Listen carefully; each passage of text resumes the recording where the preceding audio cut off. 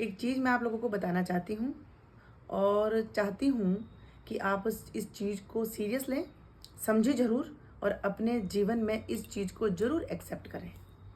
इस दुनिया के अंदर सबसे प्रीसियस, सबसे प्राइसलेस अगर कोई वस्तु है, कोई चीज़ है, तो वह है समय। समय बहुत अमूल्य है।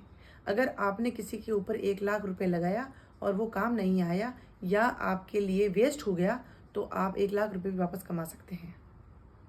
लेकिन जो समय आपने बर्बाद किया, वो समय आपको वापस नहीं मिलेगा। जिसके उस समय के अंदर जो आपकी ज़िंदगी का एक समय, एक ड्यूरेशन जो आपने लगाया, वो वापस नहीं मिलेगा। इस बात को बहुत जल्दी समझना होगा।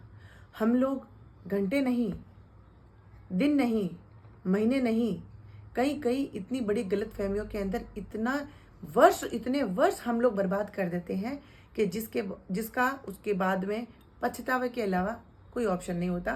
काश ऐसा होता, काश मैं ऐसा करती, काश ऐसा करते। बस ये कह के हम लोग रह जाते हैं। इसीलिए इस दुनिया में, इस जीवन में अगर सबसे प्रीसियस, सबसे इम्पॉर्टेंट थिंग अगर कोई है, तो वह है आपका समय। जो भगवान ने आपको समय दिया है ज़िंदगी जीने के लिए, वो समय का एक कैलकुलेशन आप ज़रूर रखें। समय आप वहीं लगाएं जहाँ पे आपकी कीमत हो, उसकी वैल्यू हो और वो समय का सदुपयोग हो। कई बार हम अपने आप को इतना अंडर एस्टिमेट कर लेते हैं और कुछ लोगों को हम ये एहसास करा देते हैं कि तू कभी भी मेरे को याद कर, तू कभी भी मेरे को बुला, मैं रेडी हूं। उसके लिए हम लोग घंटों, मिनटों, नहीं महीनों, वर्ष हम लोग लगा लेते हैं, जिसकी कोई कदर नहीं होती। मैं ये नहीं कहना चाह रही हूं और मेरा मतलब ये नहीं है कि आप किसी के लिए समय नहीं दें, लेकिन आप समय वहां दें जहां पे आपके समय की वैल्यू हो, आपकी वैल्यू हो, और वो इस चीज को समझे कि वास्तव में इसने मेरे को सपोर्ट किया, इसने मेरे को समय दिया। आप हर बार किसी को ये एहसास कराओगे कि मैं एवर टाइम, फॉर एवर मैं रेडी खड़ा हूं, मेरे पास कोई काम धंधा ही नहीं है, तू मुझे बुला ले, मैं कभी भी आ जाऊंगा। उस ऐसी सिचुएशन में आपकी कभी कद्र नहीं होगी, आपकी कभी वैल्यू नहीं बनेगी। क्यों? कि उसको आपने ये एहसास करा दिया कि मैं तो वेला हूं, मेरे पास कोई काम धंधा है नहीं, तू कभी भी मेरे को बुला, मैं तो। और बात बात पे हम उसको ये बोलेंगे, मैं एक मदद कर दूं, मैं ये कर दूं, मैं ये कर दूं। जो व्यक्ति मुसीबत में होता है और वो उसको लगता है कि मेरी इस मुसीबत में वो मेरा खास व्यक्ति है और वो मेरे को सपोर्ट करेगा, तो वो आपको याद जरूर करेगा, या फिर वाया मीडिया आपको पता जरूर करेगा कि वो किसी मुसीबत में है, तो आप जाइए।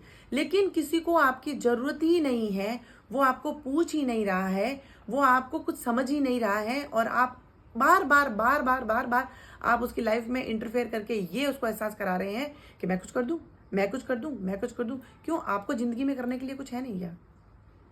आपको खुद के पास इतना समय है कि आप किसी पे भी लुटाने के लिए तैयार हैं। आपके पास में इतनी पावर नहीं है कि आप आपके जीवन को आपके अकॉर्डिंग आप उसको एक्सटेंड कर देंगे और आप आपकी उम्र को बढ़ा देंगे। आपकी सांसें, आपका समय एक निश्चित है।